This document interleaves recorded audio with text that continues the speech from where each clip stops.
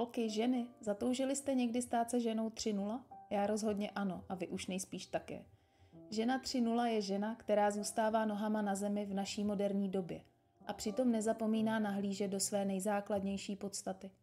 Jsem Markéta Misíková a projdu s vámi to, o čem se moc nemluví. Prakticky a srozumitelně. Máme tendenci točit se v kruhu, občas nebo stále, a to až natolik, že chvílemi nevíme, jaký kruh je jen začarovaný a který je ten přirozený správný. Ano, existuje i správný kruh. Jmenuje se cykličnost. Ženská biologická cykličnost. Budeme spolu troubleshootovat oblast, která se nám začasté zdá nesrozumitelná a vzdálená, ačkoliv je bytostně naše. Komu je kurz o ženské cykličnosti určen? Je věnován všem holkám, které se učí pracovat s rolí ženy. A hlavně všem ženám, které už skoro zapomněly být i ženami, holkami.